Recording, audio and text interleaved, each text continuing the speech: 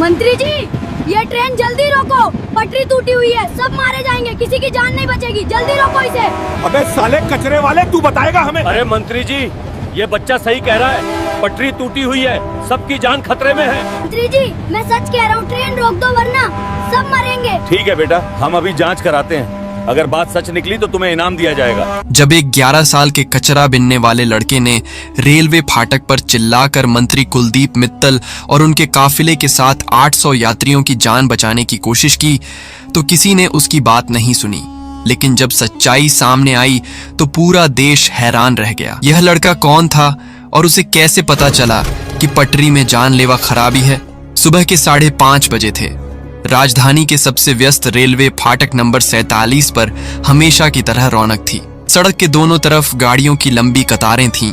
ट्रकों, बसों, रिक्शों और कारों का शोर था। फाटक के पास चाय की एक छोटी दुकान थी जहां मजदूर और रिक्शा चालक इकट्ठा होते थे। लेकिन आज का दिन खास था क्योंकि भारतीय रेलवे की सबसे आधुनिक ट्रेन वंदे भारत एक्सप्रेस 2 आज पहली बार यहां से गुजरने वाली थी। यह 800 यात्रियों को लेकर दिल्ली से मुंबई जाने वाली थी। आज इस ट्रेन का उद्घाटन करने रेल मंत्री कुलदीप मित्तल खुद आने वाले थे। पूरे शहर में बड़े बड़े पोस्टर लगे थे, भारतीय रेलवे का नया युग, सबसे तेज और सुरक्षित यात्रा। लेकिन इस चमक दमक के बीच फाटक के पास कूड़े के ढेर में एक 11 साल का लड़का आरव कचरा बीन रहा था। उसके शरीर पर पुराना नीला कुर्ता था जो मैल से सना था और कई जगह से फटा हुआ था। नीचे सफेद पजामा था जो अब गंदगी से भूरा हो चुका था। पैरों में टूटे चप्पल थे, बाल बिखरे हुए थे और चेहरे पर धूल की परतें जमी थीं। लेकिन उसकी आंखों में एक अजीब चमक थी। वह सिर्फ कचरा नहीं बीन रहा था बल्कि पटरियों को बड़े ध्यान से देख रहा था। हर ट्रेन के गुजरने पर वह अपना काम रोककर उसकी आवाज सुनता था। आरव के पास एक खास हुनर था। वह ट्रेनों की आवाज और पटरियों को देखकर बता सकता था कि कोई खराबी है या नहीं। यह काबिलियत उसे अपने पिता से मिली थी जिन्हें वह भूल चुका था। 8 साल पहले जब वह सिर्फ 3 साल का था तब वह अपने पिता के साथ इसी फाटक के पास खो गया था। उसके पिता विनय कुमार शर्मा भारतीय रेलवे के विभागीय रेल प्रबंधक थे। वह पूरे मंडल के रेल सुरक्षा और पटरी रखरखाव के मुख्य अधिकारी थे। उनके अधीन सैकड़ों स्टेशन मास्टर और हजारों कर्मचारी काम करते थे। उस दिन विनय कुमार शर्मा छोटे आरव को पटरी दिखाने लाए थे। उन्होंने कहा था, देखो बेटा, यह पटरी है, यह ट्रेन का रास्ता है। जब यह सही होती है तो ट्रेन आराम से गुजरती है, खट खट खट की आवाज आती है। लेकिन अगर पटरी में दरार हो या जोड़ ढीला हो तो आवाज बदल जाती है। तुम्हें ध्यान से सुनना होगा। छोटा आरव बड़े ध्यान से सुन रहा था। पापा, इतनी बड़ी ट्रेन इस पर कैसे चलती है? विनय ने पटरी की जोड़ दिखाई। यहाँ फिश प्लेट होती हैं जो 2 पटरियों को जोड़ती हैं। अगर यहाँ थोड़ा सा भी गैप आ जाए या बोल्ट टूट जाए तो पूरी ट्रेन पटरी से उतर सकती है, इसलिए रोज जांच करनी पड़ती है। उस दिन भीड़ में आरव अपने पिता से बिछड़ गया। विनय कुमार शर्मा का दिल टूट गया। उन्होंने हर जगह तलाश की, पुलिस में रिपोर्ट दर्ज कराई, हर स्टेशन पर नोटिस लगवाए, लेकिन आरव गलियों में भटकते हुए एक भिखारी सोहन के साथ रहने लगा था। साल बीते, आरव बड़ा हुआ लेकिन उसे अपना नाम तक याद नहीं था। सोहन एक दयालु इंसान था। वह आरव को अपना बेटा मानता था। आरव उसे दादाजी कहता था।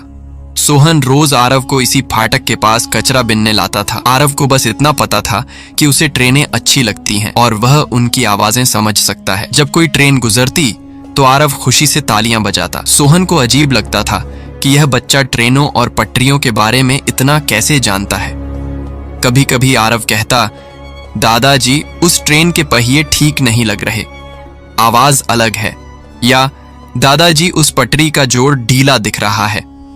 और अक्सर वह सही होता। आज सुबह आरव फाटक के पास कचरा बीन रहा था जब उसकी नजर चमचमाती नई वंदे भारत एक्सप्रेस 2 पर पड़ी। ट्रेन खूबसूरत दिख रही थी। 16 डिब्बे जिनमें 800 लोग बैठ सकते थे। यह ट्रेन 180 किलोमीटर प्रति घंटे की रफ्तार से चलने वाली थी। लेकिन आरव की तेज नजर पटरी पर गई। जिस पटरी पर यह ट्रेन चलने वाली थी उसके फाटक से 500 मीटर आगे फिश प्लेट के जोड़ में उसे कुछ अजीब दिखा। सुबह की धूप में उसने देखा कि वहां दरार थी। जोड़ के 2 बोल्ट ढीले दिख रहे थे। ये छोटी खराबी लग रही थी, लेकिन आरव जानता था कि तेज रफ्तार पर यह बड़ी दुर्घटना बन सकती है। आरव तुरंत भागकर फाटक के गेटमैन के पास गया। वहां राजीव खड़ा था। अंकल अंकल, आरव ने उसका हाथ पकड़ा। वो पटरी, आगे वाली पटरी में खराबी है, फिश प्लेट टूटी है, ट्रेन को रोक दो। राजीव ने आरव को धक्का देकर हटाया। भाग यहाँ से गंदे लड़के, यहाँ तेरा काम नहीं। कचरा बीनने आया है तो चुपचाप काम कर, मुझे परेशान मत कर। लेकिन अंकल, मैं सच कह रहा हूँ, पटरी का जोड़ ढीला है,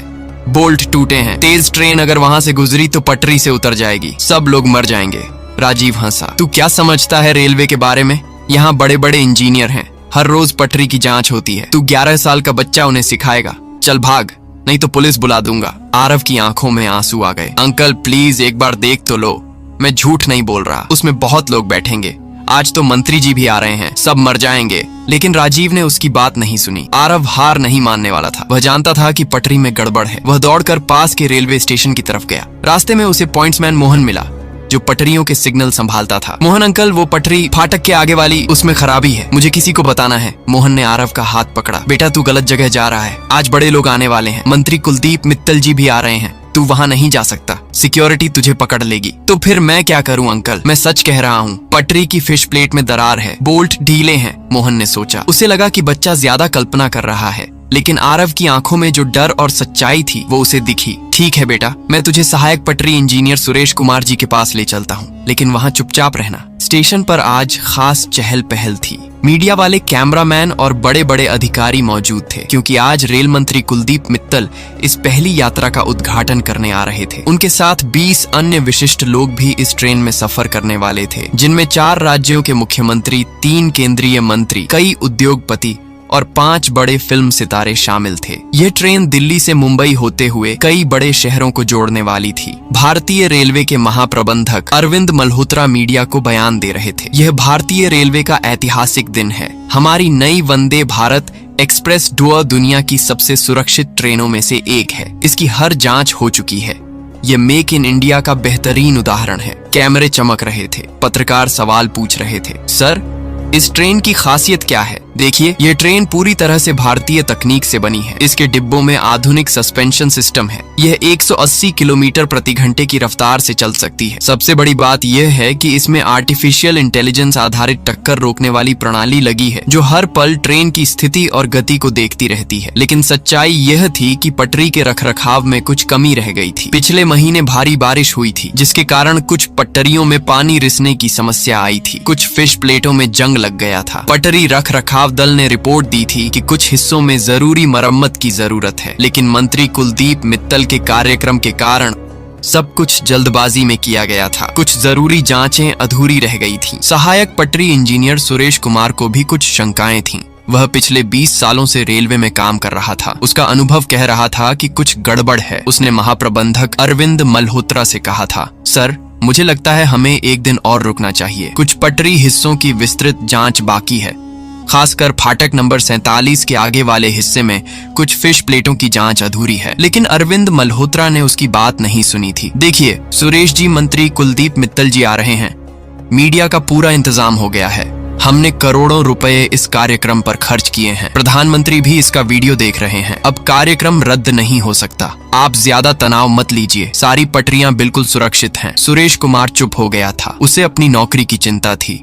वह जानता था कि अगर उसने ज्यादा जिद की तो उसे निलंबित कर दिया जाएगा, लेकिन उसका दिल कह रहा था कि कुछ गलत है। उसने अपनी डायरी में नोट किया था, फाटक 47 के आगे फिश प्लेट संदेहास्पद, विस्तृत जांच जरूरी। लेकिन किसी ने उस नोट को गंभीरता से नहीं लिया था। इसी समय मोहन आरव को लेकर सुरेश कुमार के पास आया। सर, ये बच्चा कह रहा है कि पटरी में कोई खराबी है। उसमें एक अजीब आत्मविश्वास था। अंकल, मैंने देखा है, फाटक 47 के 500 मीटर आगे फिश प्लेट में दरार है। जोड़ के 2 बोल्ट डीले हैं बाईं पटरी पर, जिस पर वंदे भारत एक्सप्रेस 2 चलने वाली है। सुरेश कुमार का चेहरा गंभीर हो गया। यह बच्चा तकनीकी शब्दों का इस्तेमाल कर रहा था। फिश प्लेट के बारे में कैसे पता? बाईं पटरी कैसे पहचानी? तुम्हें यह सब कैसे पता? मुझे पता है अंकल, मैं रोज वहाँ जाता हूँ, ट्रेनें देखता हूँ, पटरियों को देखता हूँ। जब फिश प्लेट ठीक होती है तो जोड़ चिकना होता है, लेकिन वहाँ गैप दिख रहा है और बोल्टों में जंग है। तेज रफ्तार ट्रेन के दबाव से वो टूट जाएगी। सुरेश कुमार का दिल जोर से धड़का। वह जानता था कि फिश प्लेट खराब होने का मतलब क्या होता है। पूरी ट्रेन पटरी से उतर सकती है। तुमने कहाँ सीखा ये सब? आरव ने सिर हिलाया। मुझे याद नहीं, बस पता है, जैसे कोई मुझे बताता हो। सुरेश कुमार की शंकाएं और बढ़ गईं। उसे अपनी डायरी की वो नोट याद आई। उसने तुरंत अपनी जांच टीम को बुलाया। विकास, अनिल, तुम लोग तुरंत फाटक 47 के आगे बाईं पटरी को देखो, खासकर फिश प्लेट के जोड़ों को जांचो, हर बोल्ट को देखो। लेकिन सर, हमने तो परसों ही नियमित जांच की थी। मैंने कहा है तो करो, ये आपातकाल है, जल्दी करो। पटरी जांच दल अपने उपकरणों के साथ जगह पर गई। अल्ट्रासोनिक दोष खोजने वाला यंत्र, टॉर्क रिंच, आवर्धक कांच, सब उपकरण साथ ले गए। 25 मिनट बाद वे वापस आए। उनके चेहरे पीले थे, पसीना बह रहा था। सर, बच्चा बिल्कुल सही कह रहा था। फिश प्लेट में 8 सेंटीमीटर की बालों जैसी दरार है। 2 बोल्ट पूरी तरह ढीले हैं, 1 बोल्ट का धागा ही खराब है। ये बहुत खतरनाक है। तेज रफ्तार ट्रेन के वजन और कंपन से ये जोड़ टूट जाएगा। ट्रेन के पटरी से उतरने की 90% संभावना है। सुरेश कुमार के होश उड़ गए। क्या ये कैसे हो सकता है? परसों तो सब ठीक था। सर, लगता है पिछले 2 दिनों में भारी मालगाड़ियों की वजह से यह दरार बढ़ी है।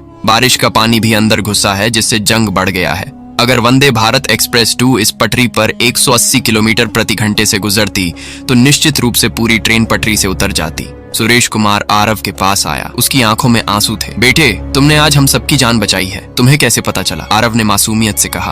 अंकल, मुझे नहीं पता, बस आवाज से और देखकर लगा। पापा कहते थे कि पटरी की जोड़ बहुत कुछ बता देती है। तुम्हारे पापा कौन है? मुझे याद नहीं। दादाजी कहते हैं मैं छोटा था जब खो गया था। सुरेश कुमार का दिल भर आया। ये बच्चा कितना ज्ञान रखता है रेलवे के बारे में।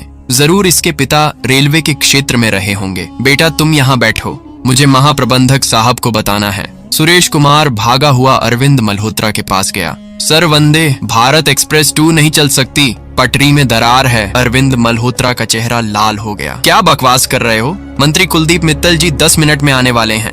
सब तैयारी हो गई है। सर, मैं सच कह रहा हूँ, अगर ये ट्रेन चली तो दुर्घटना हो जाएगी, 800 लोग मारे जाएंगे। ये सब तुम्हारा वहम है, ट्रेन बिल्कुल ठीक है। सर, 11 साल के बच्चे ने हमें बताया और हमने जांच की है, दरार पुख्ता है। अरविंद मल्होत्रा हैरान रह गया। कौन सा बच्चा? सुरेश कुमार ने आरव को बुलाया। अरविंद मल्होत्रा ने आरव को देखा। एक छोटा सा मैला कुचैला लड़का। ये मजाक है क्या? इस गंदे बच्चे की बात पर तुम ट्रेन रद्द करने को कह रहे हो? सर, यह बच्चा सच कह रहा है, हमने अपनी आंखों से दरार देखी है। इसी समय बाहर सायरन की आवाज आई। मंत्री जी का काफिला आ गया था। 15 काली चमचमाती गाड़ियां, पुलिस एस्कॉर्ट, कमांडो का पूरा इंतजाम।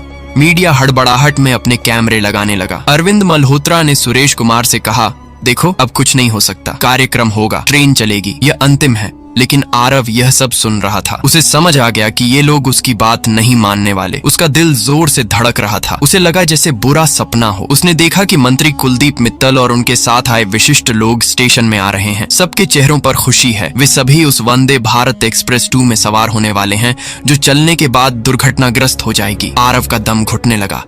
वह भागा हुआ बाहर आया। वहां उसे सोहन मिला, जो उसे ढूंढ रहा था। आरव, बेटा, कहाँ गया था? मैं तुझे ढूंढ रहा था।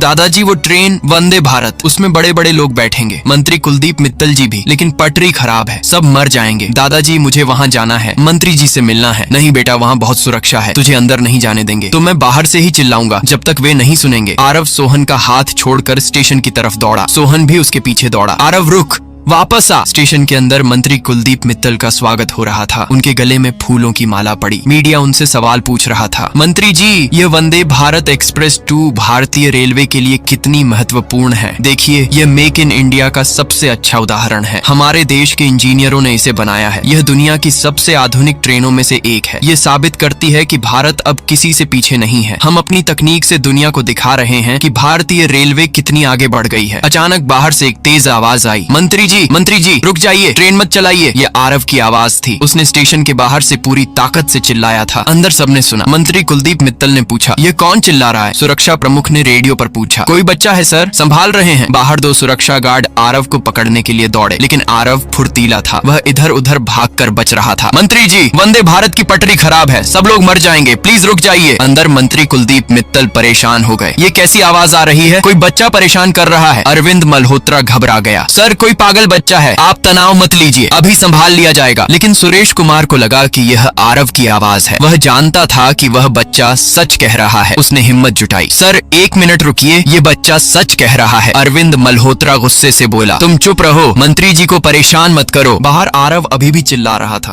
अब कुछ लोग उसके आसपास जमा हो गए थे। ये क्या कह रहा है? कोई पागल लड़का है, इसे पकड़ो कोई। लेकिन सोहन ने आरव को बचाया। एक पत्रकार ने आरव के पास जाकर माइक लगाया। बेटा, तुम क्या कह रहे हो? ट्रेन में क्या खराबी है?